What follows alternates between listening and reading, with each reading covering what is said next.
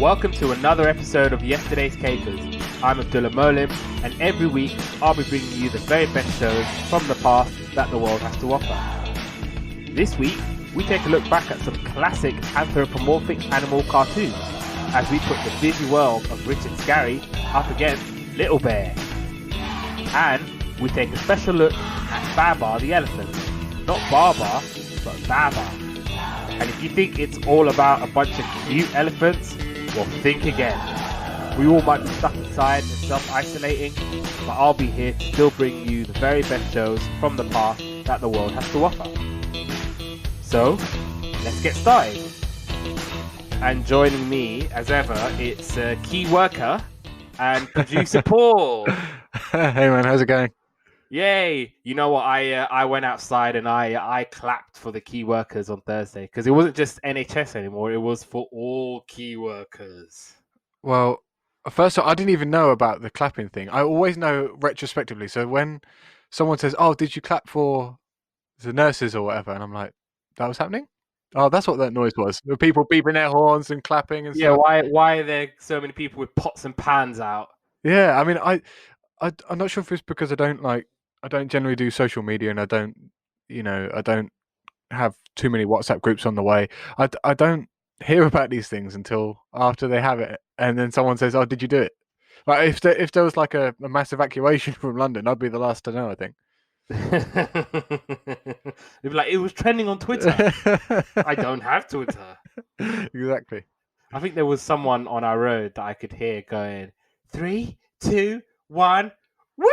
They started clapping. So I think we had like a designated busybody on our road. Oh, there's always one. There's always one. Yeah.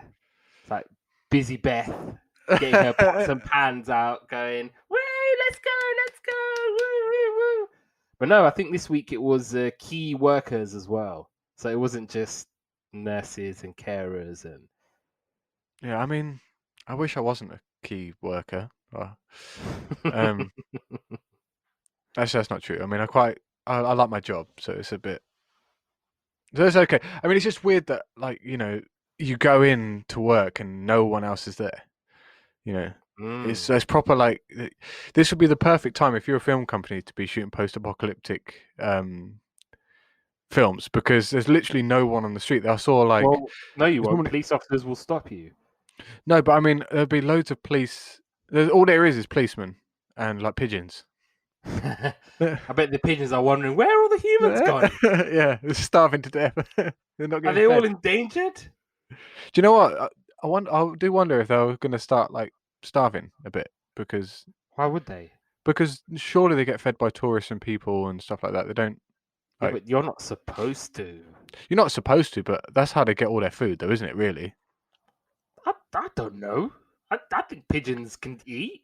Pigeons do eat. I'm sure. No, but I'm thinking like if you think what we give them is additional.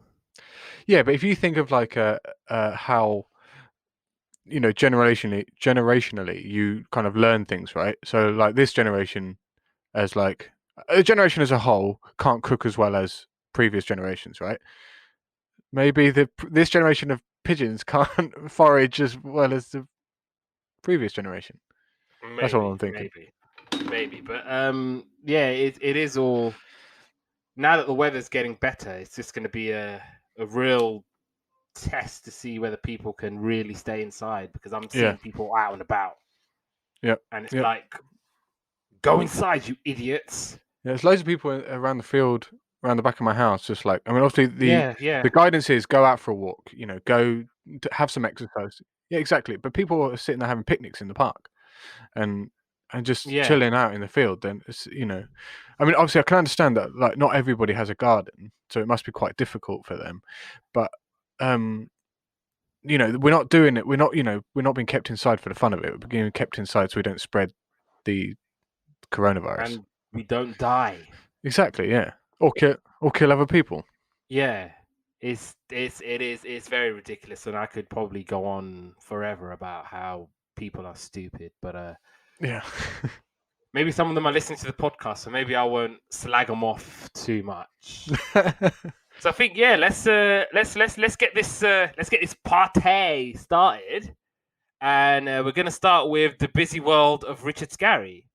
So we're going back to March 1994. I'm sure we've done shows in March 1994, but yeah, whatever. We're doing it again.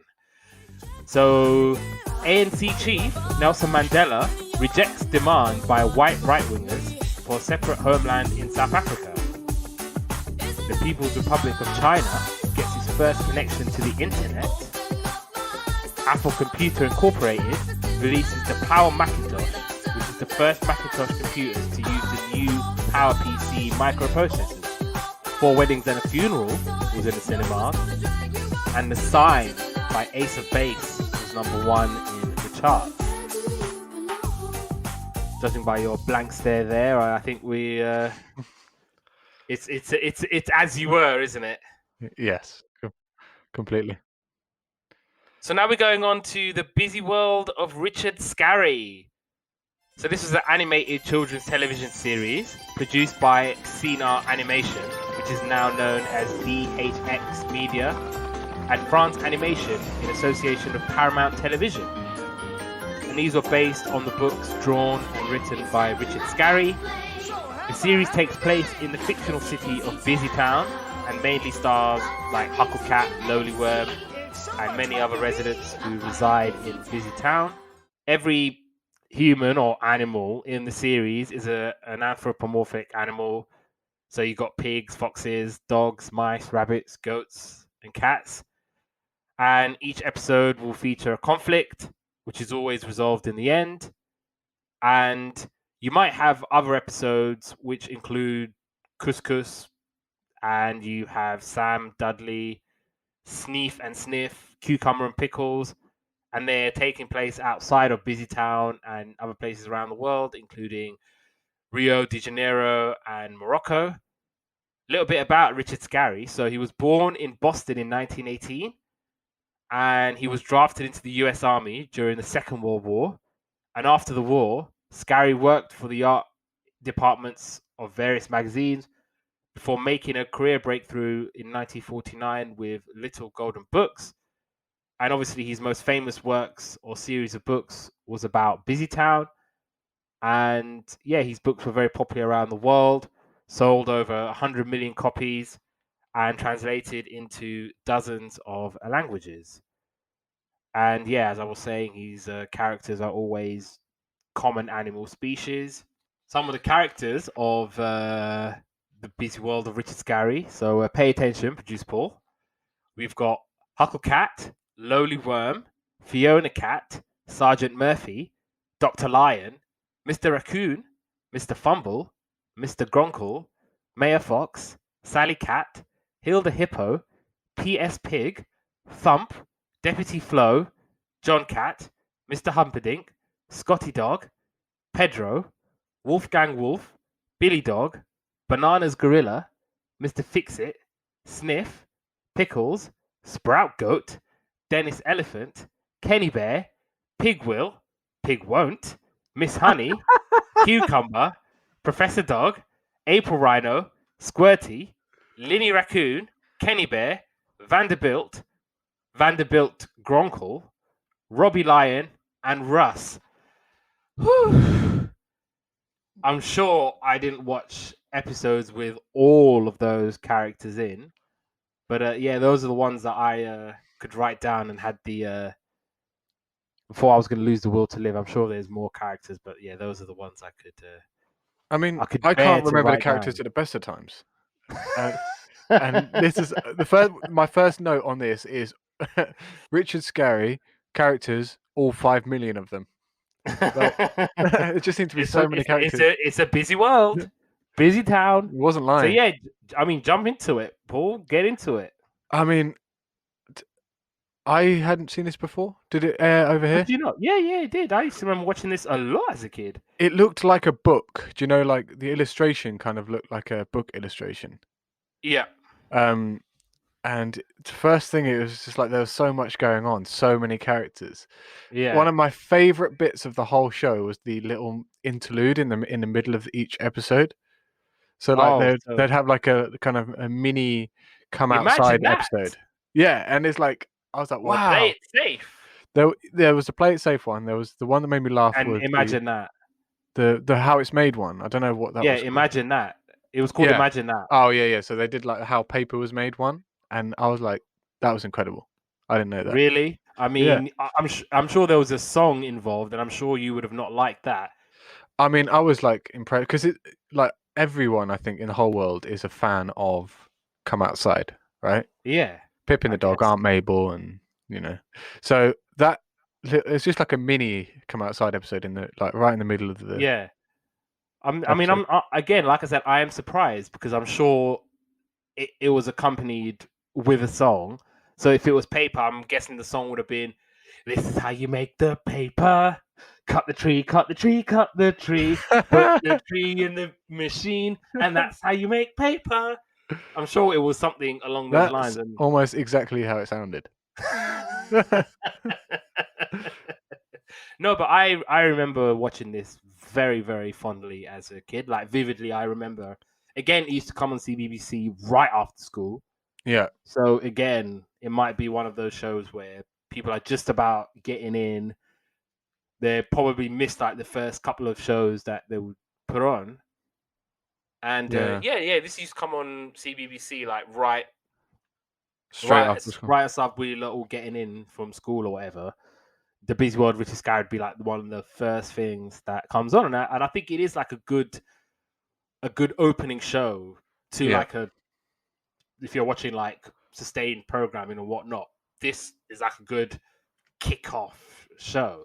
Well, it's like there's like 5-minute episodes, right? 3 episodes and a couple of interludes in the middle. Like that's almost perfect viewing for me. Yeah. I mean,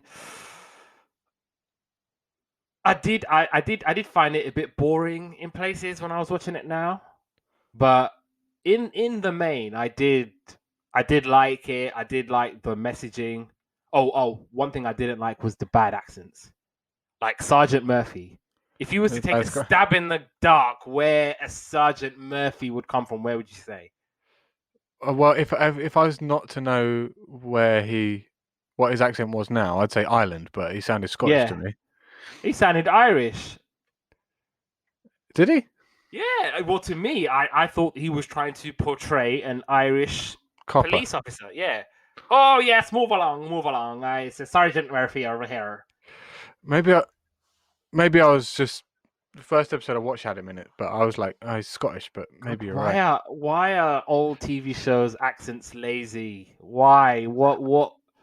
It's cringe when I watch it now, and obviously this isn't the only show. I think it's like look at it from the producer's perspective. They're like the kids are just watching this; they don't even know. So, they know. The kids know. They know. Like it's lazy. Yeah. And you know what the crazy thing about all of this is? It's actually cheaper to get an actual Irish person to do the voice instead of just doing this whole idea of an Irish accent. Yeah. And I think part of it comes down to, like, remember when we were talking about Fireman Sam last week, was the fact that American listeners would often struggle with the Welsh accent. Yeah. And I think maybe one of the things that they would do, American or even Canadian, in this context, is that they would find someone who would have that accent, and then they would just be like, right, this is an Irish person. Yeah. We're going to call him Murphy, and he's going to talk like this. I think that I struggle to tell the difference sometimes, not all the time, between an Irish accent and an American accent. Sometimes it takes me a little while to figure it out. How? But I don't know. But the thing is, it's not all the time. The differences are huge. Yeah, I know. But it's like I can tell if American. I would never think an American person is Irish, but sometimes I've struggled to know if an Irish person is American. No, I mean if you hear Conor McGregor, for example, with that thick Dublin accent, you wouldn't think he was American. No, but I think it's not all the, like I said, it's not all the time. And I never get it mixed up the other way around. But sometimes I struggle to tell if an Irish person is American or not. I'm not sure why. I'm not sure why. I really am not sure. I mean, I mean, maybe I have the benefit because I've actually been to America, Canada, and Yeah. I'm not been to Ireland, but I would love to go someday. But I can tell now what's a Canadian accent, what's an American accent, and yeah, Irish is not even a thing.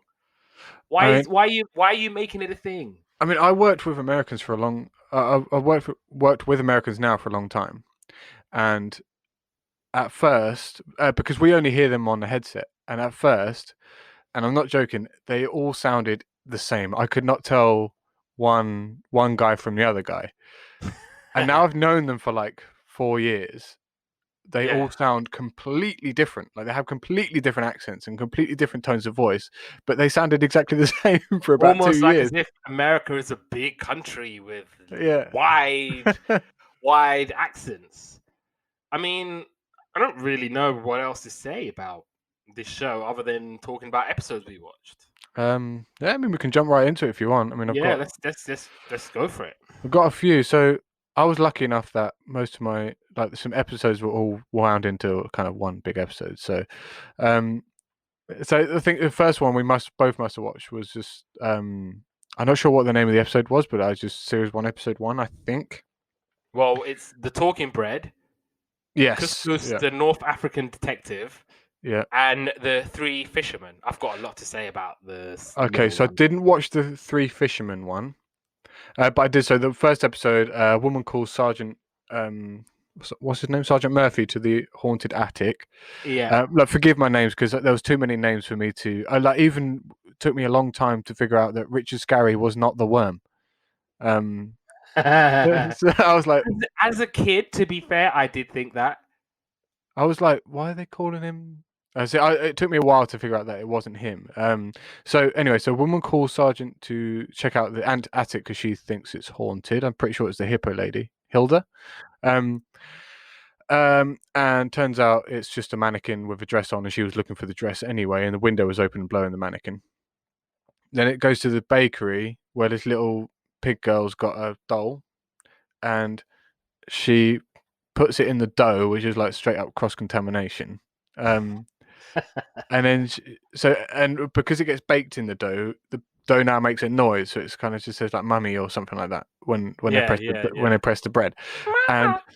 And they call the police, and he says specifically, "Don't tell anyone." Yeah, Sergeant Murphy. Yeah, Sergeant Murphy comes over and he's like, "Don't tell anyone."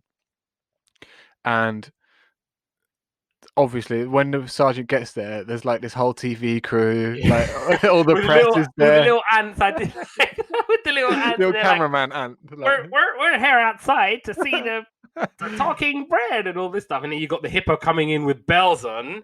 With the dress. I did like that. Yeah, I enjoyed that. And then so then basically the worm comes in and saves the day and just says like, no, it's not. It's a doll inside the bread, because he kind of jumps inside the bread and he eats it, and then they pull him out and he's just like, the doll's in there. More cross contamination. Yeah, exactly. Yeah. Imagine that cross contamination. Yeah, there you go. So yeah, I didn't write down the interlude on that one, but I'm pretty sure it was a safety video. Yeah, I to be honest, they just went over my head.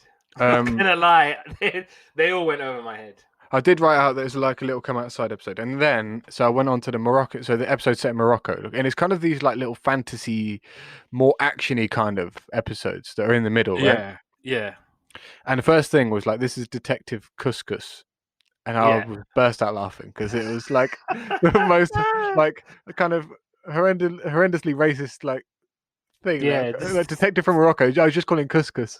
Yeah, just the stereotypical. Yeah, see, that's what I didn't like about cartoons back in the day. They was just lazy and stereotypical and bad accents and. But that's what I think. Like, you know, when I talked about earlier about like they're not paying attention, the kids don't know, and you know they're being lazy. So like, if you were to make an adult show like that, it wouldn't pass. Like, it would be picked up very quickly. But because it's in a kids show, it kind of makes it through that. But you know what? Like, we'll talk about this when we talk about Babar later. But there is an argument where instead of telling kids or showing kids an idea of what you think the world should look like, you should tell the kids what the world looks like, and get to make then their that mind way up. they can make their mind up, form their own judgment, and what have you. So doing this whole stereotypical Moroccan thing, it was just Well, the thing is, it kind of makes people. If you ask a kid what do you know about Morocco, then it'll be like, oh, Detective Couscous lives there, or and and thieves live there yeah, who are exactly, rats. exactly, and they like dancing girls, and apparently the men look exactly like the women because it was Detective Couscous that dressed up like a dancing girl, and then lured him out. So that was like kind of a crazy. I think that was the episode, really. I think Yeah. you explained it. Exactly. I don't think I've got anything else to add. I think that's it. Yeah, so that's me done for that episode. I don't really remember the three fishermen. I didn't write that down. So I'm guessing it was. So it's the cat family. So I'm gonna say Huckle Cat and his dad and Loli. They're going fishing and they manage to catch a bunch of fish using fishes of different sizes. I think they tried to use Loli as bait initially, but turned out it didn't work. And then, there you go. I think that was that episode. Like I said, it was very short, very to the point. I think the same we're gonna see with Little Bear, in a minute. But they're all very short, to the point. It just ends, really, and it just ended on them going, "Yay, we caught fish!" and I'm a fisher, and exactly. all that happy stuff. Right. So I've got So I've got one episode left to talk about, which is 3 mini episodes inside it. So Loli and Huckle Cat go to the firefighters and basically say, "Can we be a firefighter?" And they said no, but you can shadow us for the day, sort of thing, which is like completely against health and safety. But they get given the gear anyway, and they have like the best. One of my favorite bits about the episode was that they're giving them all the gear, and they said, like, "Here's your hat, and here's your boots," and the worm puts on one boot. It's just little things like that. It just made me laugh. I love little things like that. So first thing is, Hippo Hilda has an emergency. She's lost a medal down a drain, so Loli gets it because he can fit down the drain.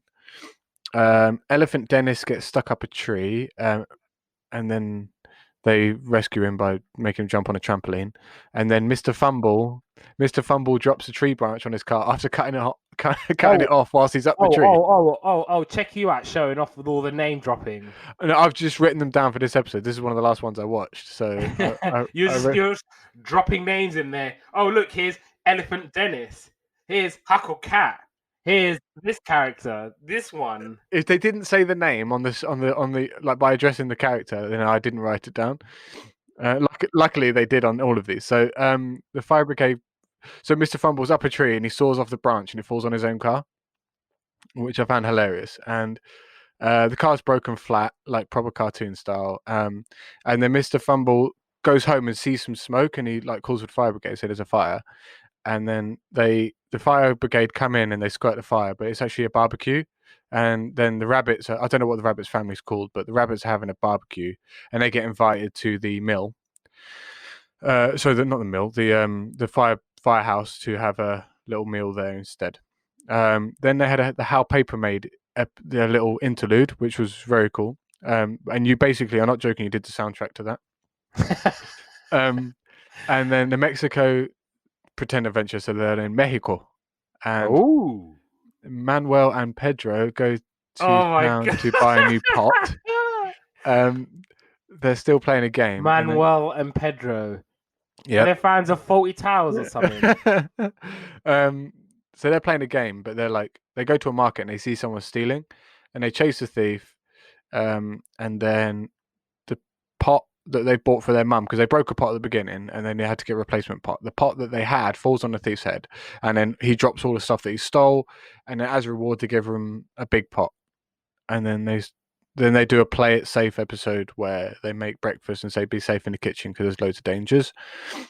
Then I watched an episode which I found very interesting because they had like they were going at hot air balloon and Mr. von Flugel, which is like this German thing, and I haven't got that on my list. And so right, okay, so this guy has got a German army hat on with the spike and everything. The eagle insignia that the Why don't I like where this is going? No, and he had a little car, but it was like a backwards aeroplane. So it had a propeller on the back, 2 seats at the front, and it was going the other way around. So like the tail was where it was going. But anyway, I had the Red Baron insignia on the back of it. You know, not the red. Maybe it was like the Luftwaffe or the World War One, whatever the World War One was, German Air Force. And I was like, this is literally the Red Baron, and I don't quite know how they kind of got away with it. And anyway, so Lowly and Huckle go up on a air balloon and they fly away, and it kind of goes off on its own, and they have to get it down. It does come down in the end, and the fishermen get it down by accidentally catching it. And Mr. von Flugel gives them burgers as a reward. And that is all of the episodes I watched of Richard Scarry. You know what? I think with Richard Scarry, he actually had to re-release some of his works because they were prone to the odd racial, like, stereotyping and what have you. So there was a thing where they had to be like, you need to run these books back again, but make sure some of these characters aren't prone to the racist tropes and what have you. Yeah. Okay, so from season 2, I watched Newspaper Mum, Cucumber in Rio, and Donut Raffle. So Newspaper Mum, Huckle Cat wants to buy a music player, so he's like, oh, I need to get a job so I can try and save up some money. So he becomes a paper boy, so he's selling the Bugle or the Daily Bugle, something along those lines, and he's realizing that his paper round won't be enough for him to buy this record player, so he decides to expand, and then he's giving away a whole bunch of newspapers. And then when he realizes that he's got enough money, he then decides, I'm not going to buy a music player because the music player I have at home is fine. He then decides to buy flowers for his mum, which was very, very nice. That's very nice. Bought something for his dad as well, and he bought a pie for Lowly Worm. So they're like, oh, yeah, thank you very much. And then he's like, you know what? I don't want to buy a music player. I want to buy a sports car. And don't ask me about Play It Safe and what's the other one? You said what it's called? It's called. God, my memory's bad. That's Amazing or something. I can't remember. Imagine that. That's it. Imagine. Yeah. So yeah, don't bother asking me about Imagine That or Play It Safe. It just went over my head. Cucumber in Rio. So they're all getting ready for Carnival, but none of them have their outfits because someone has stolen them. And so it is up to the little mayor, Pepe or Pedro. That's it. Yeah. Oh my God. I rolled my eyes back so hard when they were like, oh, look, here is the mayor, Pedro. And with the dodgy accents and he's basically going, right, I'm going to do everything in my power to find all of the costumes. And I think there was a thieving Turag somewhere who stole them. It may have actually been Pedro because it was just another typical stereotypic trope about Latin people and, all being thieves and all running around and what have you. And then, they all find the costumes and they all get ready for Carnival. And the last one, Donut Raffle. So, I think, PS Pig is thinking, oh, I haven't got any luck today. I'm losing everything. I don't know what's happening with me. And so I think Huckle Cat says to him, oh, look, there's a raffle going on. Use my lucky charm. It's just basically a card with a 4-leaf clover on it. Because look at the Irish. And yeah, so he uses that. He buys a raffle ticket, but he loses his hat and he forgets it in the calf. So he comes back to the calf when they're announcing the winners, and they're like, "Oh, ticket raffle 191," and he doesn't realize it's him because he doesn't have his hat. And it's because the little rat that works in the bakeries turned his hat into a donut. And once they pull out the ticket, they're like, "Yay, you won! You won! I used the lucky charm and what have you." I did watch season 4, but this is when I got really bored of it, and I was just like half watching it. Yeah. So I did remember filler up Scotty. So basically, there's a gas station, and they don't have any gas, and so Scotty has to find the gas from somewhere, and I think that's what happened in the episode. And obviously, the resolution is that they find the gas, and Busy Town can operate with gas. Yay! Niagara Falls mystery. Now, what happens in this one? So basically, Beaver Sweettooth and his gang are trying to steal all the maple syrup. And yeah, so they're using nefarious means to find the maple syrup. And yeah, they find the maple syrup, apparently. I think that's how that episode goes. Helper's Helper. Yeah, I don't remember that one, so I'm just going to move on. The last episode I watched was the finale, A Message in a Bottle. Again, I'm not really sure what happens in this one, so I think Huckle Cat finds a message in a bottle somewhere, and they find a whole bunch of messages in the bottles. Santa needs help. I had no idea at this point. I completely switched off. I didn't even bother with Santa needs help because I'm not going to bother with Christmas episodes in the middle of April. I did focus and pay attention on there really is an Easter bunny, which was the last one. So it's Easter, and they're all getting ready for an Easter egg hunt. And one of the characters was saying, "Oh, there's no such thing as the Easter bunny," and all the little kids were like, "Yes, there is. Yes, there is. Yes, there is." So they're about to start the Easter egg hunt, and then they see a rabbit just pulling up, as you do, with a carrot, and he's just picking out all the eggs, and they're like, see. It's good to believe in stuff sometimes. I think the message of this episode that I picked up was that it's okay sometimes to think that there is an Easter bunny or Father Christmas or all of the other magical, mythical creatures out there. So that was that episode, and that was the busy world of Richard Scarry, which ironically I tried to make myself as busy as possible so I didn't have to watch the busy world of Richard Scarry. But I mean maybe I'm being a bit mean because it wasn't that bad. It wasn't awful. No, I think like it's one of the things, isn't it? This is one of the best bits about doing this podcast is it's all kind of subjective. Like there was so many cartoons out there because there's some you like, some you didn't. It had to work so hard to appeal to so many different kids.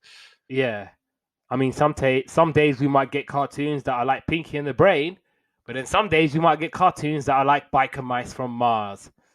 That's none of my business. I don't even know why I brought that up. Right, I think I'm ready to move on. And we're going on to Little Bear and November 1995. So some of the things happening in the world. Princess Diana admits that she cheated on Prince Charles in a TV interview. The Indian government officially renames the city of Bombay, restoring its name to Mumbai. The Supreme Court of Argentina orders the extradition of ex-SS Captain Eric Pribate. Toy Story was in the cinemas, and GoldenEye by Tina Turner was in the charts. That's the one that was on the film, right? I mean, that's Goldfinger, isn't it? GoldenEye was a Bond film. Was it? Yeah, GoldenEye was Pierce Brosnan. It did sound quite James Bondy. Oh, okay, like a kind of anthem. Yeah, it was pretty good actually. I mean, it's no Living Daylights, but it was decent. So we're going on now to Little Bear. So this was initially a series of children's books, primarily involving the interaction of Little Bear and Mother Bear. It was written by Elsie Holmland Minarik and illustrated by Maurice Sendak. So the first Little Bear book came out in 1957, and it was titled Little Bear. The second book, Father Bear Comes Home, came out in 1959. Little Bear's Friend came out in 1960. Little Bear's Visit in 1961. A Kiss for Little Bear, 1968. And the more recent Little Bear and the Marco Polo in 2010. So initially the stories were quite simple, but eventually became more sophisticated in subsequent books as the plot and characters expanded. And the first 4 Little Bear books consist of 4 stories, each of which involves Little Bear and, like I said, slowly expanding cast of support characters, each named after their respective species. And the Little Bear character and his immediate family display many bear-like characteristics and mannerism, but only on occasion. They do live in a culture and, well, not necessarily technology, but they live like humans do. And it seems to be like the woodland equivalent of Little House on the Prairie. And obviously, Little Bear is a friendly, adventurous little bear, and he likes to just hang out with his animal friends and human Emily. And so it got turned into a TV show. So it was a Canadian made show, and it was produced originally for CBC. And again, yeah, it's pretty much set in late 19th century. So you got that kind of post Abraham Lincoln, antebellum kind of vibes with Little Bear. And yeah, so he's always going on adventures. The theme song was done by Austrian composer Franz Schubert, and it is from his violin Sonata Number 1 in D major. And the theme was arranged for wind and strings by composer Arnold Black. And some of the characters, you've got Little Bear, who's a small, curious, imaginative grizzly bear cub who lives in the forest with his family. There's Emily, who is Little Bear's best friend and one of the few human characters. Owl, who is a male owl who is pompous but very wise. Duck is obviously the duck, and she's slow and smart, but at the same time, she's always the one getting into comical situations. So she's the banter merchant of the group. You got Cat, who's laid back and slothful, and he enjoys prowling at night and playing tricks on passers-by and eating. Sounds like our cat Dory here. And you got Hen, who's a fussy but feisty chicken who lives in a large chicken coop. She's classy, sophisticated, and enjoys cleanliness. You got Mother Bear, who enjoys cooking and is always there to help Little Bear if and when he needs it. Father Bear, who we rarely see because he's a fisherman and he's always out in the middle of the ocean or the middle of the sea out fishing. So you would get like long spells of shows of Little Bear without Father Bear because he's obviously out making sure that there's food on the table for Mama Bear and Little Bear. So, Little Bear, did you remember watching this? I don't think I've read the. Sorry, I don't think I watched the TV shows, but I definitely read the books. Same. I read the books and I did watch the TV shows. Was the Little Bear, was that the same series where they had one? It was the book where the Daddy Bear couldn't sleep, so he went downstairs and he heard the clock and he went outside and the owl was going, and then Baby Bear was snoring or something like that. I'm sure there was an episode book like that. Yeah. But yeah, as I said, I never watched the shows. I found it a bit strange. It was I don't know. There's something really weird about the actual bear. Like Baby Bear looked too much like a bear for me. So I found it a bit. Cub, isn't he? No, but I found it off-putting. Like he actually looked like a bear. I don't know why. Like I think it was a bit too realistic, and then he was, but because he looked like an actual bear, it looked weird that he was walking around on his 2 feet, like a biped. Yeah, so it's a little bit strange. Yeah, I don't know what sort of bear he was, if he was a brown bear or grizzly bear or whatever other bears he's a there are. grizzly bear, isn't he? So he'll mess up anyone. That's probably why he's in that lady's house, and they're not saying anything to him because they're scared that he was going to swipe their face off.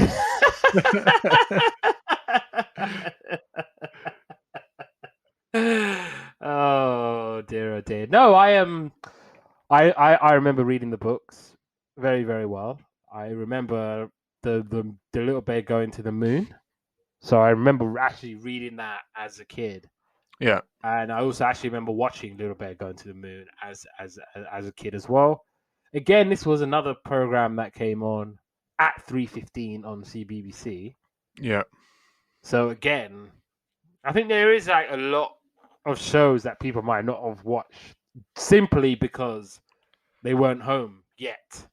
Yeah, I was home by 3:30. It took me about 20 minutes to walk home from school. 15, 20 minutes. Yeah. I mean, like when my primary school used to be just across the road from me, but like obviously when I started going to high school, it was about another 20, 25-minute walk. So I would get home just before 4 o'clock.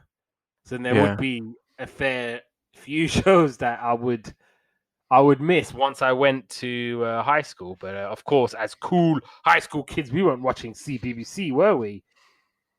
I mean, everyone did. Narrator voice. Yes, he was. Yes, he bloody was. Shoot, even when I was at uni, I was watching CBBC. So, let's. Do you want to go into episodes again? Yep. I think these two that we talk about might be very. These were short episodes, right? So yeah, pretty much. Again, it was like 5-6 minute each. Yeah, I wrote very little notes about each episode. So the first episode that I watched was about Little Bear playing in the snow. It was snowing outside. He wanted to go out and play, and Little Bear wants to. He always go out, and he wants clothes to wear. So his mum makes him a hat. Then he goes outside and he gets cold, and he comes back in. I want a coat now. I want trousers now. And his mum says, "Oh, do you want a fur coat as well?" And she's like, "Yeah." She's like, "Well, take all your clothes off then, because you've got one anyway." And then, so my first thought about this episode was, it's winter, it's snowing outside. Why aren't you hibernating like every other bear? There's one. This is the episode where Daddy Bear's away. So I don't quite know. It was called What Will Little Bear Wear? Yeah, that's the one. So he's now. Why is it doing that? So he's. Yeah, that's end of episode. Credits, roll credits. So now there's an episode about a gingerbread. So there's a girl, and she was in this girl's house, and she was making gingerbread men with a human. Okay. And I just said, it looks like Goldilocks and Little Bear were in cahoots. They're just gonna make us some plan. Plot twist. It wasn't that, but I don't know. So they said they're making gingerbread people, and obviously like the run as fast as you can't catch me, I'm the gingerbread man, right? So like traditionally gingerbread men are very mischievous creatures, so they make them and grandma says keep an eye on them, because they can get up to all sorts. I need to go and get some firewood, so just keep an eye on them. And as soon as she goes out, all the gingerbread men get up and run off.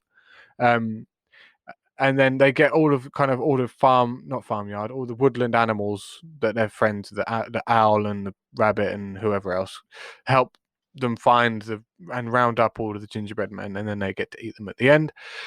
Then I watched an episode called, I'm not sure if it's called Marbles, but that's what happened on it. So Little Bear finds marbles, and Daddy Bear's like, "Oh, they're my marbles. I'll show you how to play." And then he ends up playing with all his mates and teaching them marbles. Then I went on to an episode called Garden War. Is this the same? Yeah, it is. Yeah, so there's a snake, and he's scared of this mole that's kind of going underground and making all these molehills. And then Little Bear says, "Come meet the mole. He's not worried. He's not going to eat you, because the snake thinks he's going to get eaten by the mole." The mole says, "I'm going to eat you," and then they all play a game and they're best friends. And that was that episode. Very short episodes, very kind of no real point to them. Just like a little up to shenanigans and then end of episode, really. Yeah. Your turn. Oh, is it my turn? So yeah, I did watch season 1, episode 1.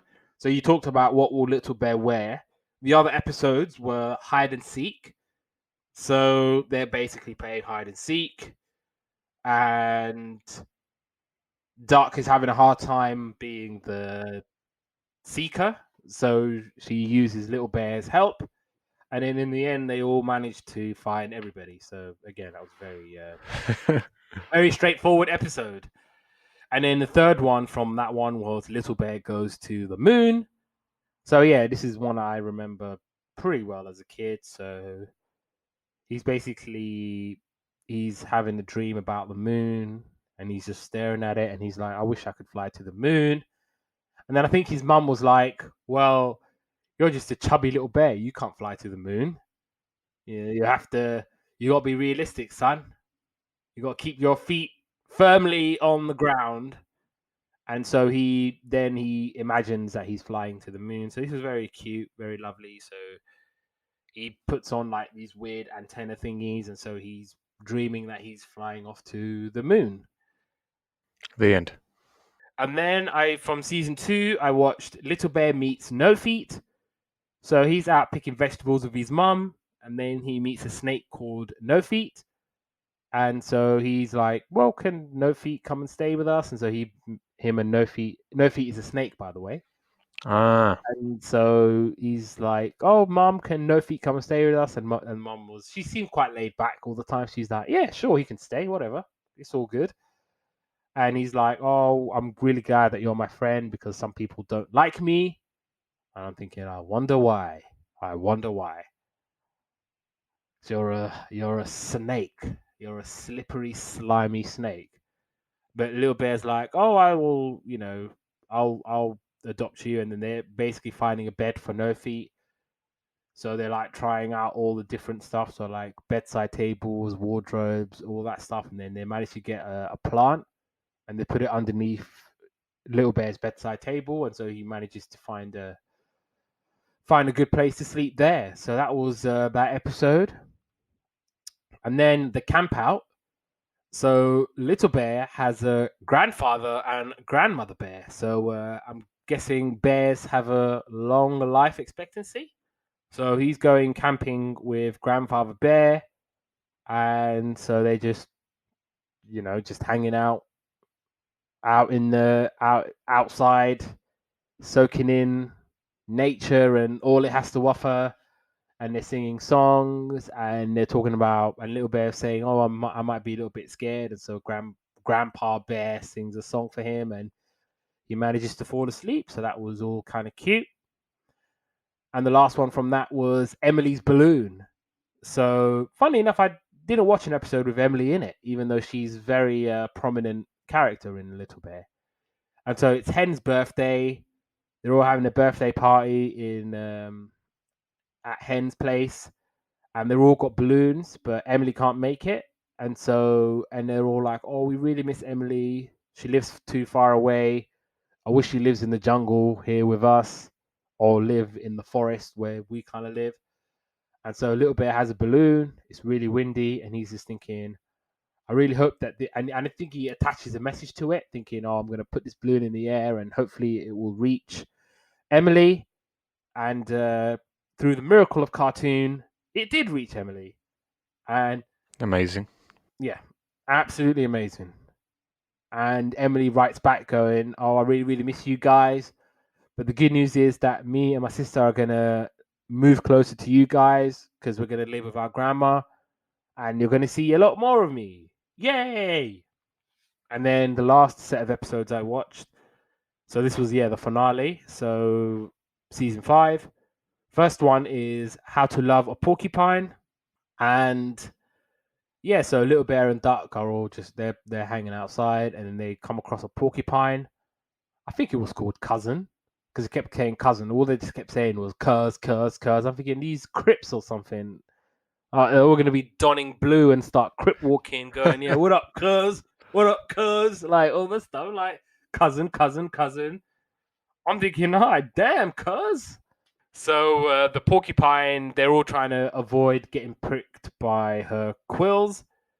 But then, funnily enough, the porcupine finds another porcupine to mess about with, and they're all like going, "Oh, yeah, porcupine."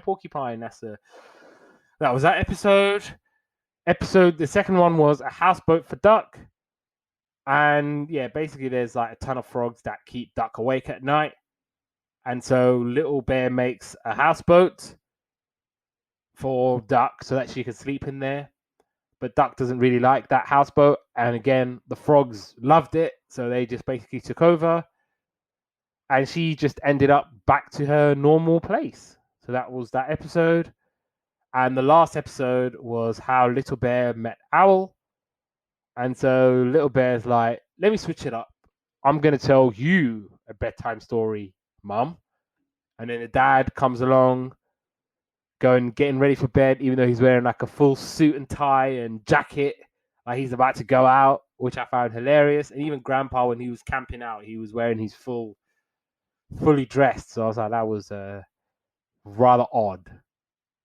But yeah, they're reading a bedtime story, and so Little Bear is telling them about how he met Owl for the first time when he was looking for the moon. And so they just basically started talking, Little Bear and Owl, and so that's how they met. And yeah, that was a nice, cute episode to round off and finish off. And that was Little Bear. Anything you want to add? No. Right, I guess we'll have to pick between Richard Scarry and Little Bear. I have a feeling we are split on this one. Just through the way you were talking about it. I'll go first and I'll pick Richard Scarry. Oh my god. How do we know each other like this? This is weird. It's like we kind of know what each other's going to pick. I mean, the clue was I wasn't listening at this point. I'm going to go on to the next episode. Oh, with Richard Scarry, was that the big giveaway? Was it? Yeah. I just think ever since with the Half and Half and Girlfriends episode, do you remember when we were like, I was like, I know you're going to pick a different one, and I know there's an obvious winner, and that's exactly what happened. I think, this one, it might have been again a case of that. So yeah, why are you picking Richard Scarry? I just felt like it was a better cartoon all round. I felt like the short episodes and little, educational interludes was like a nice way to have it. I thought I didn't like Little Bear. I thought he was a bit annoying. So I didn't connect anywhere near as much with Little Bear as I did with Richard Scarry. I thought it was like a nice, and I preferred the animation. I preferred the look of it. Like it's just kind of an all round nice cartoon. Oh, you know what? Like, okay, look, maybe I was a bit harsh and dismissive because, like I said, it's not a bad show. I liked it when I was a kid. I thought it was a fun cartoon, but yeah, I'm gonna go with Little Bear simply because it was something that resonated with my childhood a lot. Because, like I said, I've read the books. I watched Little Bear when I was growing up. I think it's cute. I think it's nice with all the animals, and they're all living a simple, quiet life in the forest. And it's crazy that I went out. No, I didn't go out of my way, but I didn't watch an episode with Emily in it. Even though, like if I was to just talk about Little Bear without my notes or whatever, I'd be like, yep, there's Little Bear, there's Mom Bear, Father Bear, there's Emily, and then I'll just about might be able to remember the other animals. But I'm gonna go with Little Bear. But this is by no means a disparaging thing towards the crazy, not the crazy adventures of Richard Scarry, but the adventure, whatever. Richard Scarry, yeah. It wasn't a bad show. It was just, I was at my wit's end at the end, and I was bored, but it doesn't mean it was a bad show. Both shows were quite decent, and ready to move on.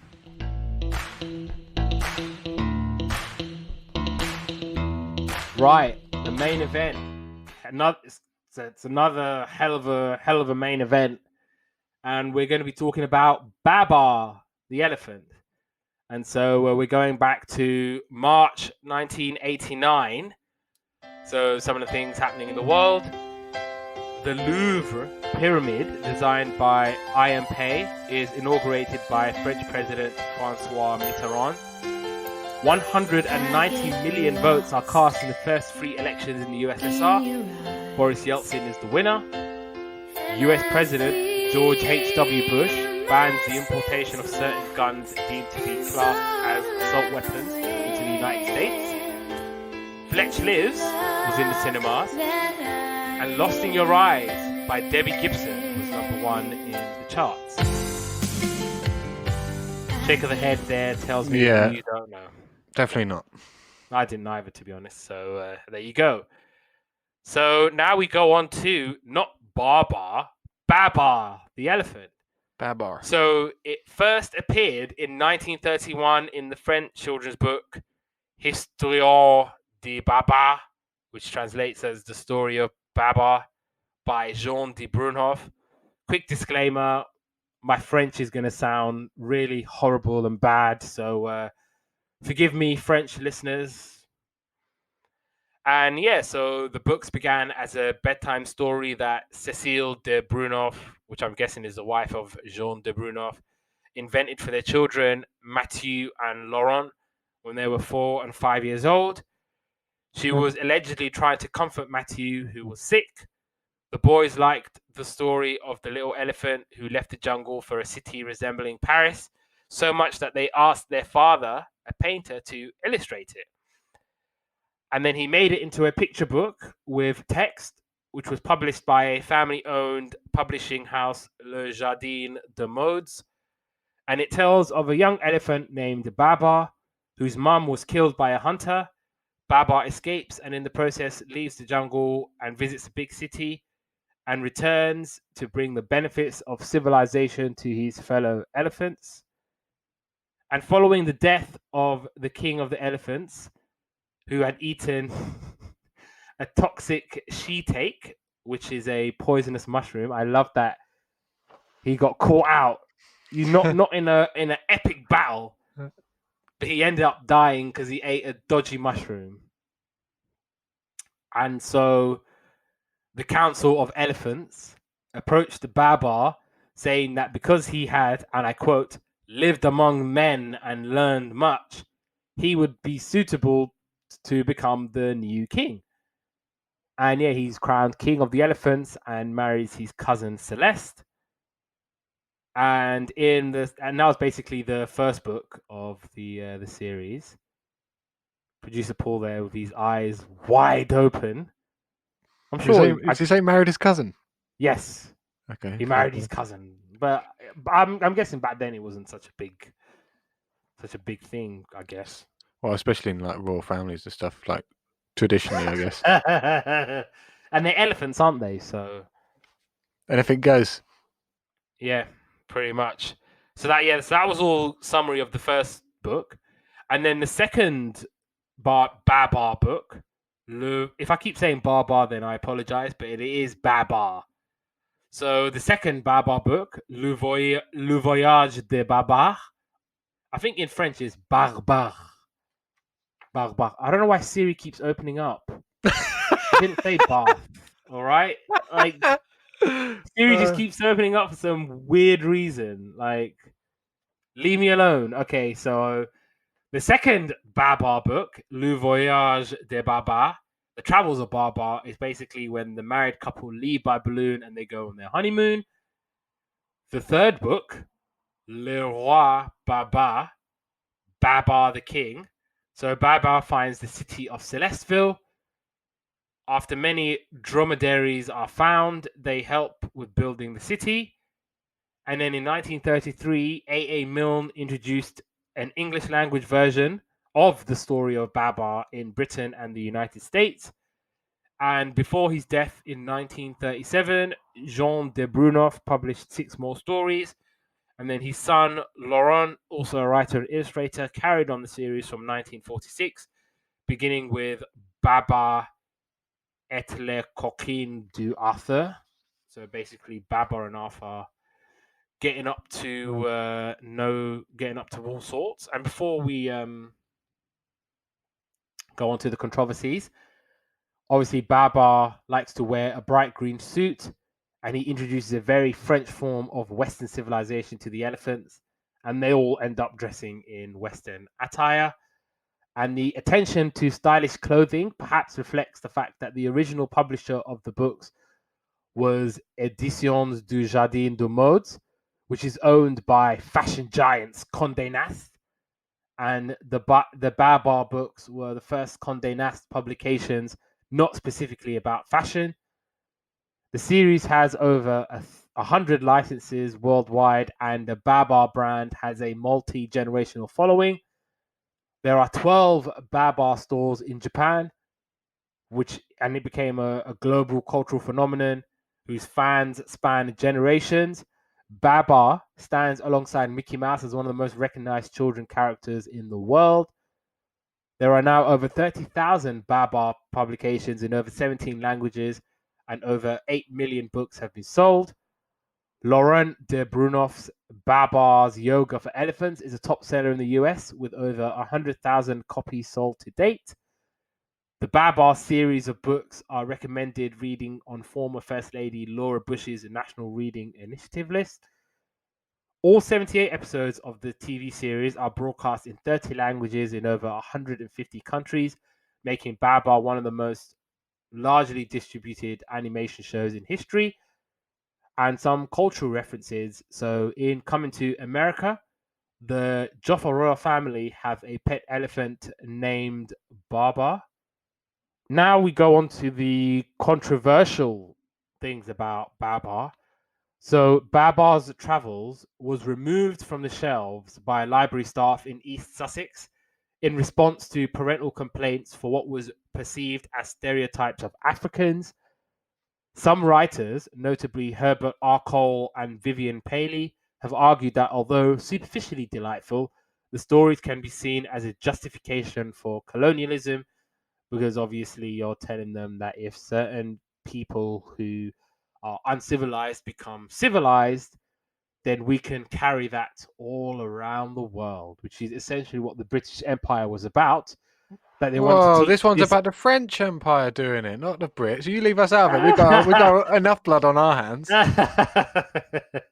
No, but the point is, and maybe this is the general point, is that that we have perfected civilization so well, we should take it to other places around the world. Yeah, cut to coronavirus, and Africa's doing probably the best out of the whole world right now.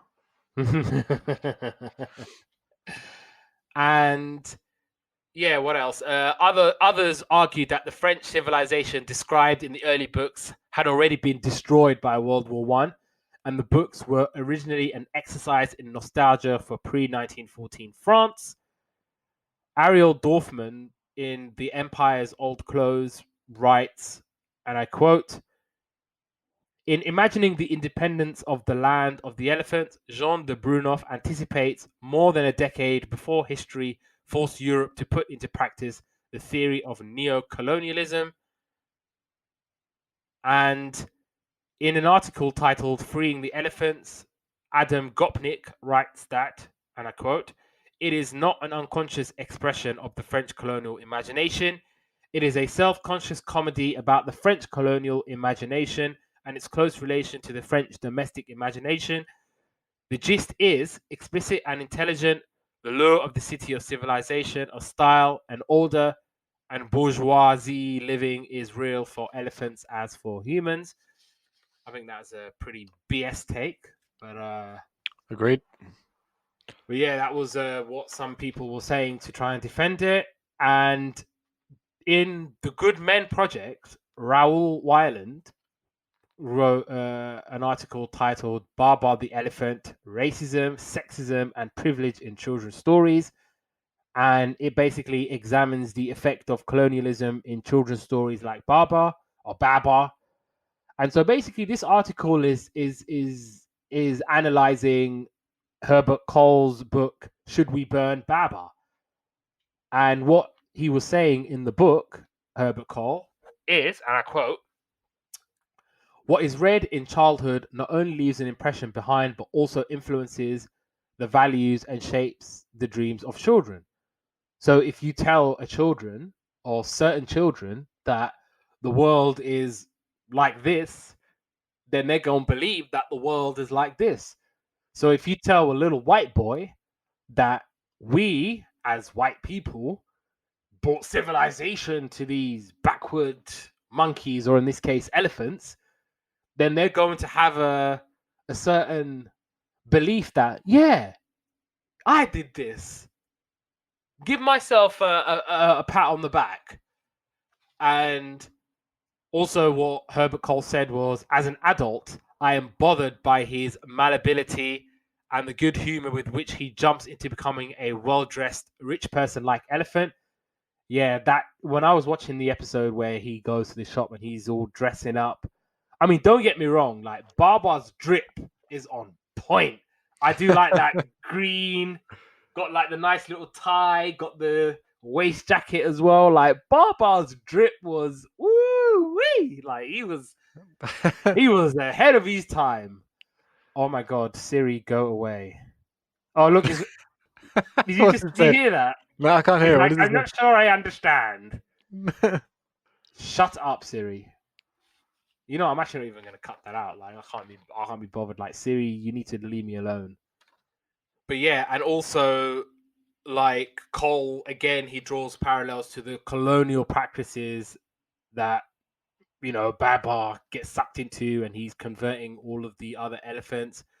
So basically saying that, and I quote, seducing some members of the group into letting them proselytize for you. I'm not sure I said that word right, but I pretty much know what that means. So yeah, so the idea of Babar becoming king. So Cole wrote, what had appeared magical to her as a child now represented the triumph of the Europeanized male. It was one of many children's books that showed her that women's happiness derives from being chosen by the right male.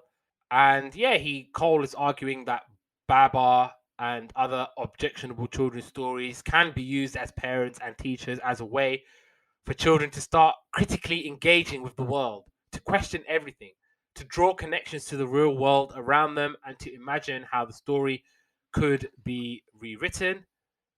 I think before we get on to the actual television show, I just want to talk about Babar and what you kind of thought and what you think about the whole idea of like it is derived pretty much from colonialism and racism and this whole idea that Western civilization is far superior to anything that anyone else did, even though once upon a time Baghdad was the center of the earth.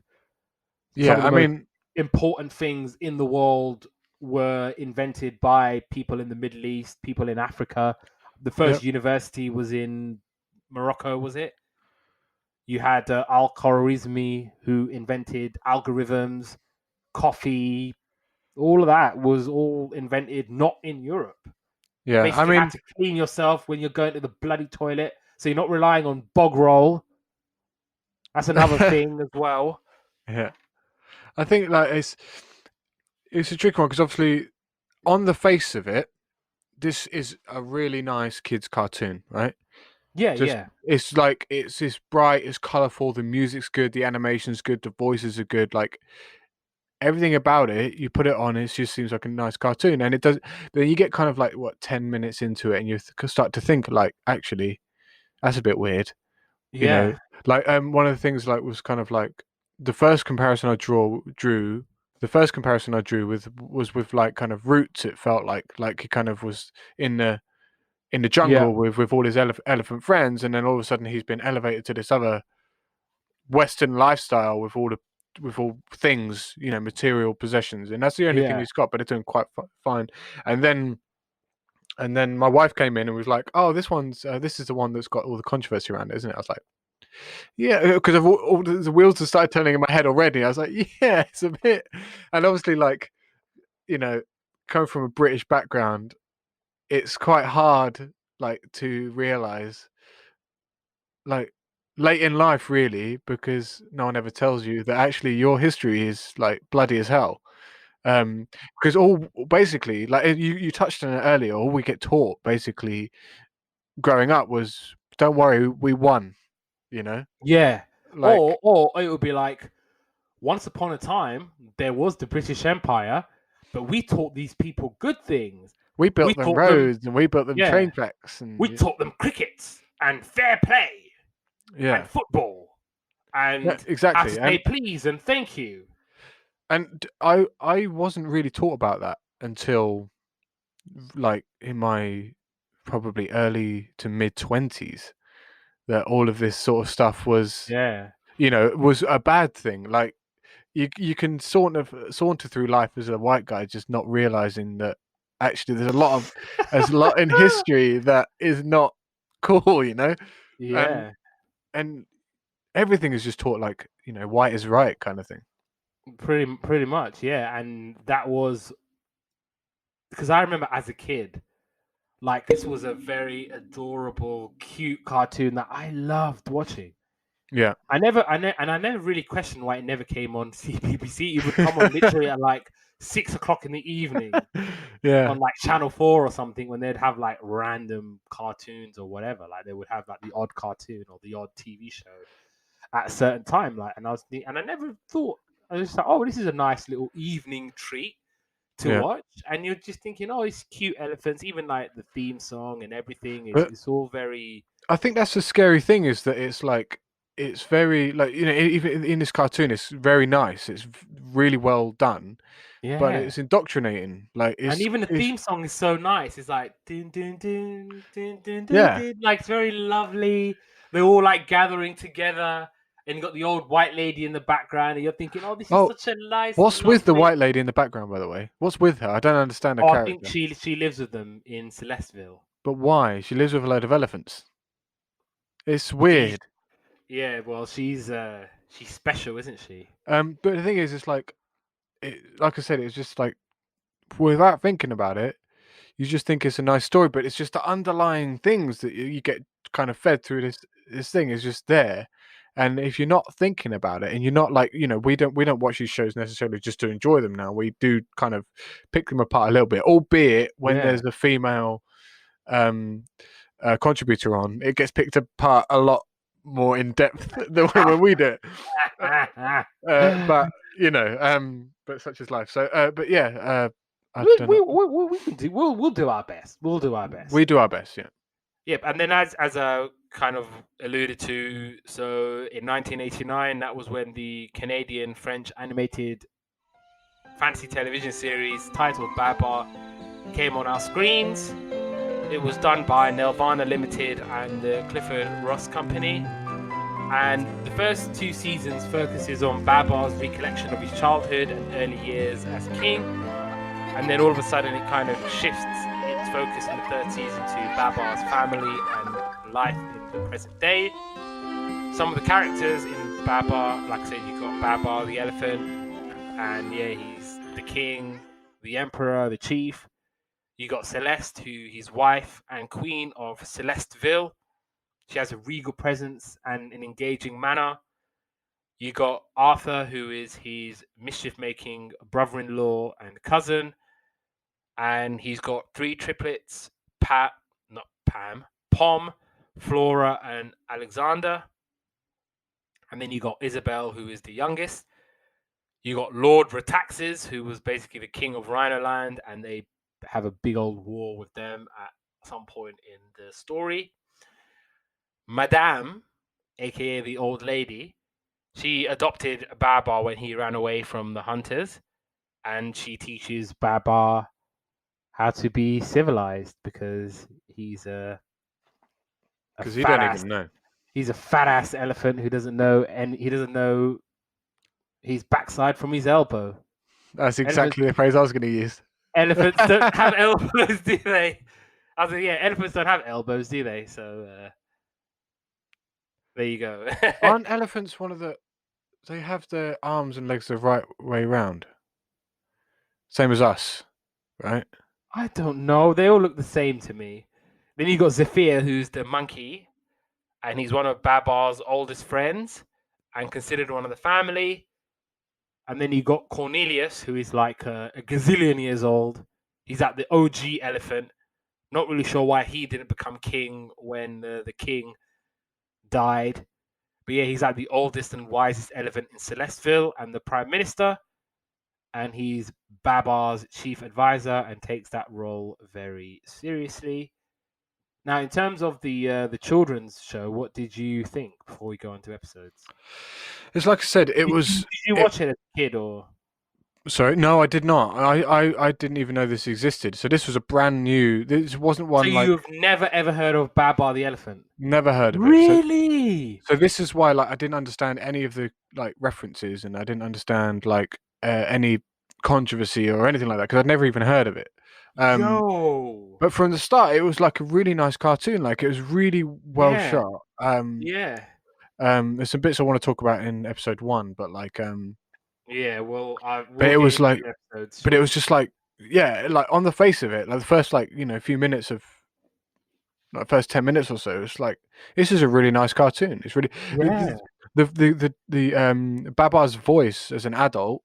It's driving me crazy trying to figure out who did his voiceover because it sounded again like Sideshow Bob, and I think there was a character a few weeks ago that I was like, is that Sideshow Bob? And he was like, no, it's not. No. So it's kind of driving me crazy a little bit. But. No, I'm the same. Like as a kid, I would watch this and think, oh, this is so lovely. This is so lovely. And you're just thinking, oh, it's a bunch of cute elephants basically milling around and they're all living in their nice little kingdom that they built for themselves. And it's mad because obviously once I started like thinking about this podcast and thinking about stuff to talk about, and then I just literally put Babar into Google, and then it's like Babar controversy. And then I see the Good Men Project thing about racism, sexism, colonialism, and I'm like, Babar the elephant? And then I start reading it, and then I'm watching it, and then I'm like, okay, I see it. Like, oh, like this is all very, very uncomfortable to watch. Like you can see it for what it is now, as opposed to as a kid. I was just like, this is the most adorable thing ever. And then you're thinking, that's why. Now I'm thinking, that's why it wasn't on children's television, like at all. Yeah. None of this made it to children's television. Not even an inkling of it. And I guess we know why. So shall we go into episodes? Hang on, sorry. Before we go into episodes, I want to say that in 1990, the TV series won the 7 Dior Award for Best Youth Program. So, Meilleure Émission Les Jeunes. I'm guessing that's Best Youth Program in French. In 1989, the TV series won a Gemini Award for Best Animated Program or Series. In 1990, the show won a Gemini for Best Animated Program or Series again. And it was also nominated for a Gemini Award for Best Original Music Score for a Series. And in 1992, the TV series won a Gemini Award for Best Animated Program or Series. Common Sense Media finds the series suitable for viewers aged 4 and up. And has given the series 4 stars out of 5, adding, Babar is a good role model who promotes sharing and getting along with others. Yay! Yay! Babar is so nice and lovely. We don't have to talk about all the controversy anymore. Please. Please. 4 and up. I wouldn't let my 4-year-old watch it because I'll tell you, you know what, kid? This is the world. This is what they do to people who look different. I'd be like, yeah, this is what white folks do to people who are different. They'll try and teach them their ways and... Yeah, and then and then teach them that if you want to be really good, you can be like this, but you would never be quite as good as us. So yeah. Don't even try it. I forgot to say, did you watch any of these cartoons with your son? He wasn't interested, to be honest. He was playing with his toys. It's weird. Like I'm like the only adult in the room, and I'm watching the cartoons, and he's playing with something else. He's got my phone or playing on a laptop or something. I don't blame him. He's not really, but he's playing with his duck. Right, shall we? Let's go into episodes. I think with these ones, I think we'll just bounce off each other because I know I watched episode 1, 2, and 3 because they were quite sort of linked together. So I only watched 1. All right, yeah, we'll just talk about 1 and then I can go into 2 and 3. Yeah, so basically this is how Babar got his name, and it kind of like goes to back to Africa where he's with his mum, and he's they're like, oh, what should we call him? Let's call him something like powerful, like Horatio or some other typical names. Archimedes, yeah. And it's like, and then he just goes Babar, and they're like, oh, I think we should name him Babar. And I was like, okay, that's flawed, because if you were trying I mean, you would like, you should, all babies can make a noise, so you shouldn't name them after the first noise they make, right? Otherwise all babies would be called the same thing. So I thought that was a bit stupid, to be fair. It was a bit of a cop out of like the whole series is called this. So I thought it was a bit stupid. But then they kind of went to the kind of followed Babar's first experience, and obviously having raised a child for the last couple of years, these are kind of like good for me because when he goes in the water and he drowns and his mum picks him up and he's like, and then he can't move this stump. So anyway, they hear a noise in the bushes, and they're like, okay, we need to get out of here because it's dangerous. Everyone's got a bad feeling. And then Babar's like, no, don't move. I like it here. This is our house. Cut to Poacher shooting his mum. Now, I don't know about you, but point blank, mate. It wasn't just. It was a point blank. I didn't know about this, right? And I'm not joking. This hit me like it had some, not all, but some of the kind of like the depth of Lion King for me, because I didn't know this was going to happen. So this, like, I was like, what the hell just happened? And then he was like, no, Mom. And I was like, oh my God, little kid coming down. Wake up, Mama. Exactly. We got to go home, Mama. So I was like, run away from the poacher, Mama. So there's two things I thought about. First thing I thought about was Lion King, and I was like, this is actually quite sad. And I was a bit like, this is really sad. And then I thought about the Pinky and the Brain, and I thought about you, and that kind of made it better to deal with. Oh my God, I was gone for that scene. That scene will live in infamy for me. Infamy. So anyway, Babar has a fight with the poacher, bashes him up, and then the whole kind of overriding message was what you do as a person, that's what defines you. It's not like what you think about, and that's quite it's quite appropriate considering the undertones to this series. But that whole what you do defines you is from a line from Batman Begins as well. So me and that line were like, yeah, sick. So lion, you mean elephant? No, the line. Oh, I thought you said lion. I was thinking, oh, wrong one. No. So the what you do, like the what you do that defines you thing is like a Batman Begins line, and that's one of my favorite movies ever. So, right, do you want to crack on with episode 2 and 3 then? Because So as you said, the first episode is Babar's mom is killed by a poacher. Basically, all the elephants run away, as they do. Every man for himself. They're all just scattering around the jungle, and Babar gets lost, and so he gets further out. So he goes into the city. So episode 2 is called City Ways, and so he's making his way around the city. He has no idea what's happening. He's just walking around. I'm not really sure why anybody isn't thinking, isn't it weird that an elephant is just walking around going, hello? Yeah. And so everyone's just walking around. He's playing with the kids. He's having a pretty fun time. And then he realizes he has to cross the road. So he's basically stuck in the middle of the traffic. And then the madame comes along and she's like, "Oh, I'll help you cross the road." So he's like, "Oh, thank you. I'm finding it all very difficult." And then he sees a place where there's food. And they're all like, "Stop him. He's different. Go away." And so he's saying, "Oh, excuse me, can you help me?" And they're like, "Ugh, go away, you weird looking thing." So they're all just looking around. Everyone's just staring at him, giving him heat. And then he's running away because he's eating like all these oranges from like a stand. And so the man's like, stop him. And so they're all chasing him. Then he gets arrested. And so they're like, you have to pay a fine of £30 or you have to spend 30 days in Slammer. And so he's like, I don't even know what £30 is.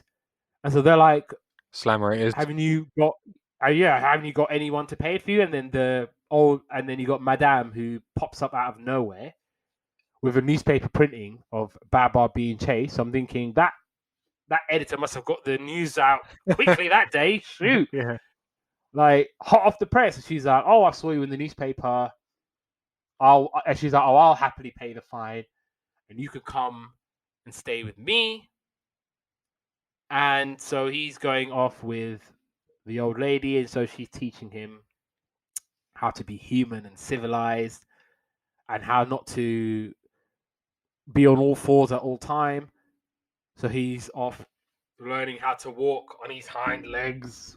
Oh. I should have watched this because this is where it really gets like kind of and so he's learning all this stuff, and then he's going into like the shopping mall, and I'm just watching this thinking I'm so uncomfortable watching this.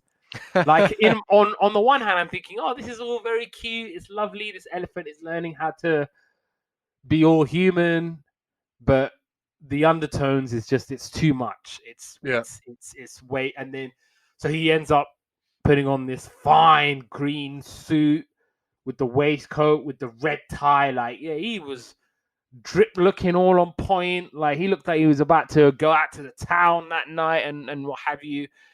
And so she's hosting a society dinner in Babar's honor. So she's inviting the whole town so that they can meet Babar. He gets really nervous because he's like, I don't really know what to do. I don't really know how to behave around all your human friends. She's like, oh, don't worry about it. It's fine.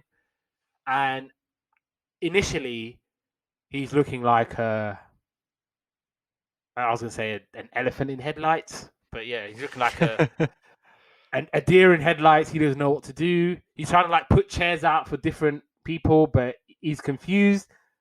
So both like socialite women are on their ass because he doesn't know how to be a gentleman. He's using his trunk to like eat food.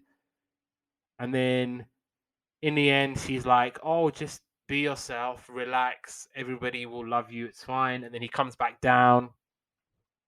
Everybody loves Babar. Everybody loves this new thing that Madame is showing off, like her new little toy, her new little thing, accessory. Oh, look at me. I've got this cute little elephant and I'm going to teach him the ways of the world and what have you. And then in the end of this episode, he's like, oh, do you think my mom will be proud of me? And it was just like, I think she just kind of was like, yeah, sure, whatever. I'm sure she'll be proud of you. But it's like, it appears that she has taken on that role now. And it's like, that is not your child, madame. Like, you need to back off, boomer. Episode 3, Babar returns.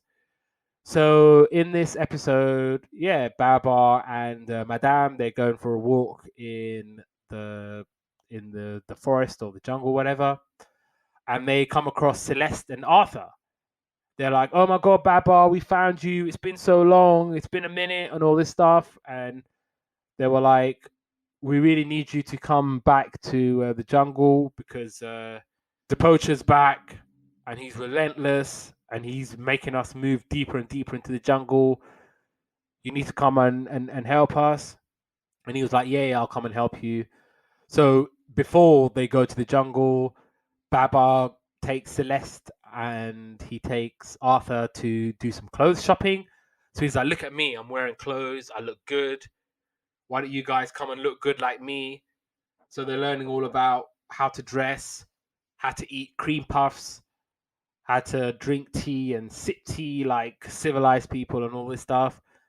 And then Madame is getting all emotional. She's like, "Oh, Babar, I don't want you to go." And he's like, "You look, I gotta go. I gotta go and handle my business. I gotta go see my family. I gotta go and save them, and I gotta see if I can try and help them."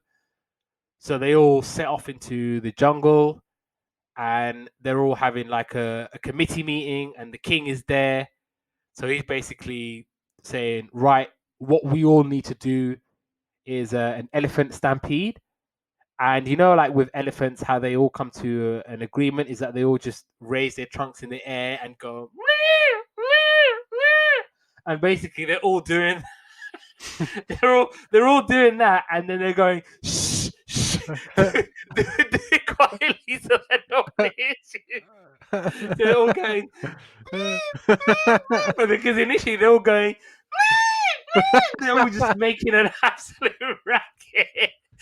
Making a racket. It's like, shh, everybody's going to hear you.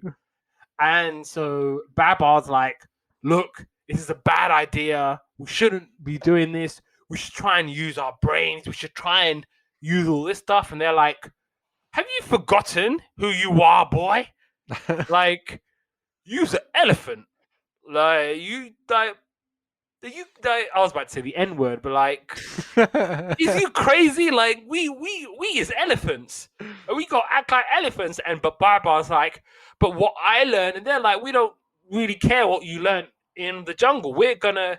And so the king, he's basically doing all of this, and he's chowing on these poisonous mushrooms, thinking, oh, he's like, oh, food is very, very scarce, and he's just like, food is very, very scarce. And he just drops dead.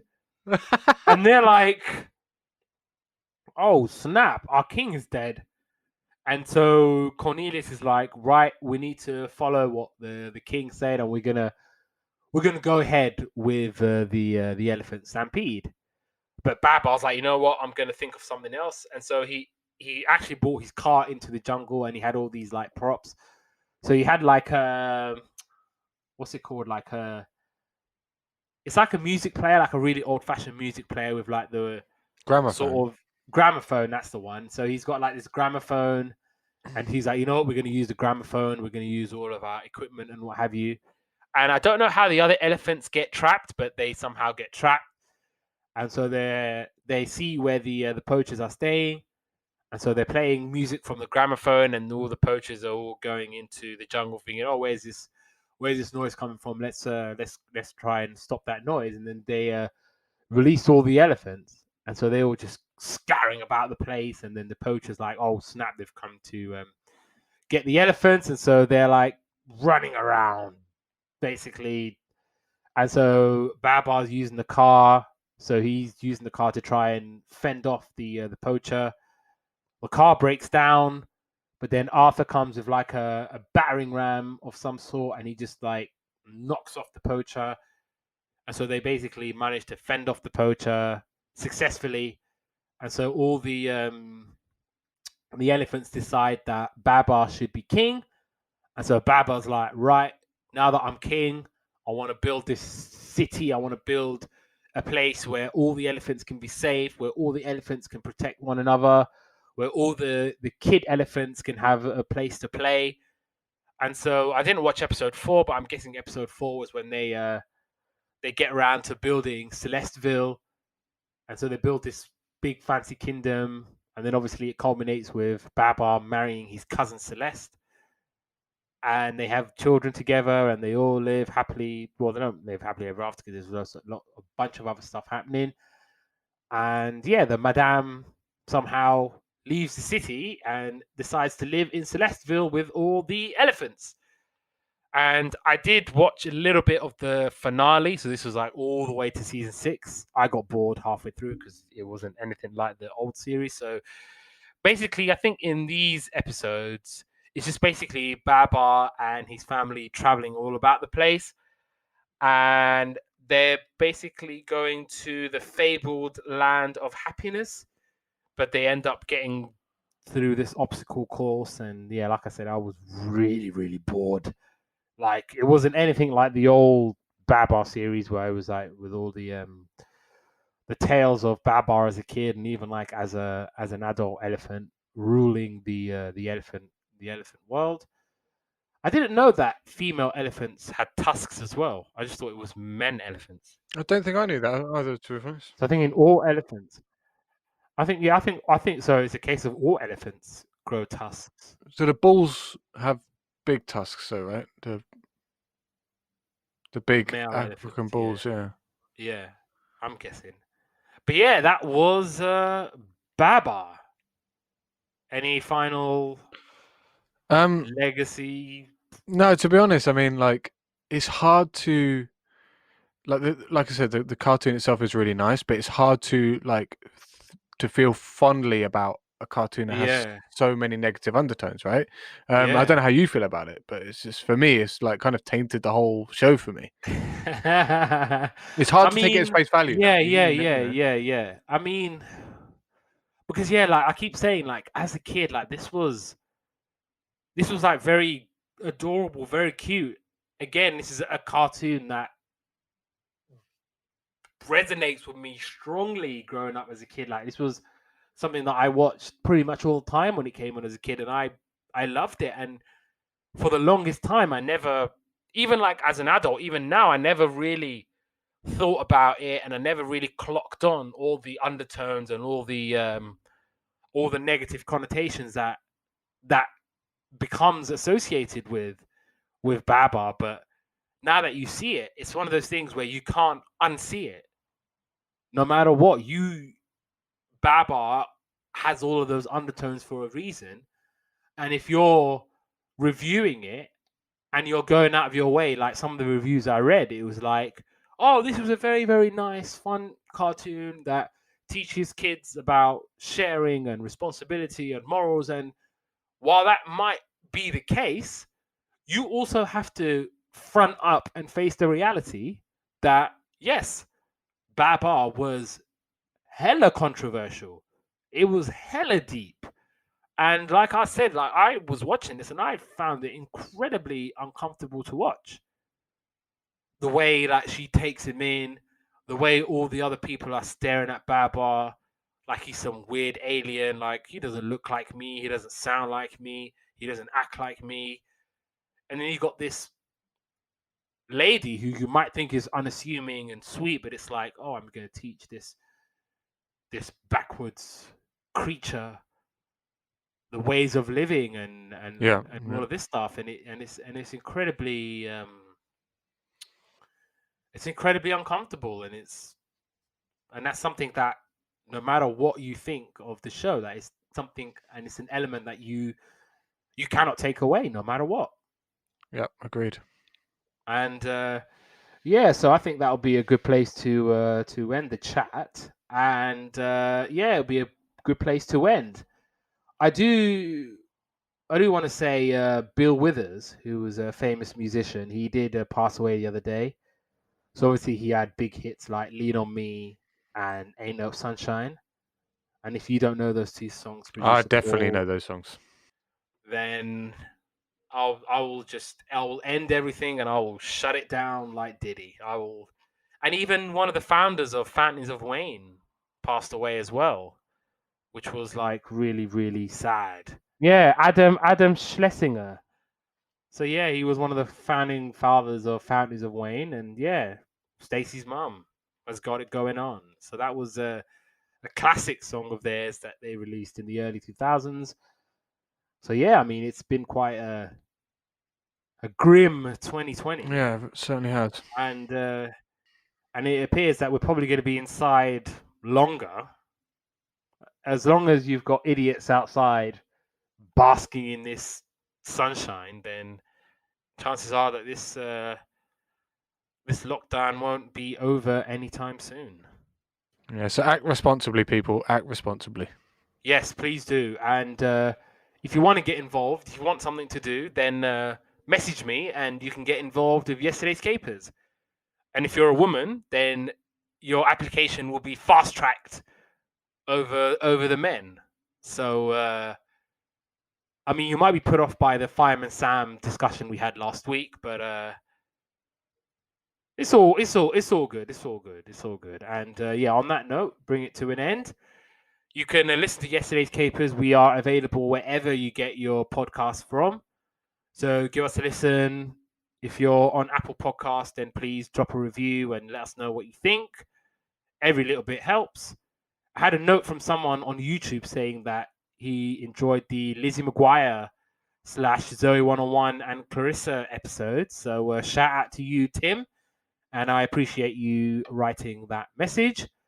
And on the socials, you can find Yesterday's Capers on Instagram at Yesterday's Capers1. On Twitter, it's Yesterday Capers. You can find me on Insta at Abdullah_Moallim. You can find me on Twitter at Abdullah Moallim, all one word. Give me a follow, give me a holler if you definitely want to get involved. Like, I'm being serious. If you want to get involved, you need only ask and we can make something happen, I'm sure. And yeah, join us next week for another episode of Yesterday's Capers.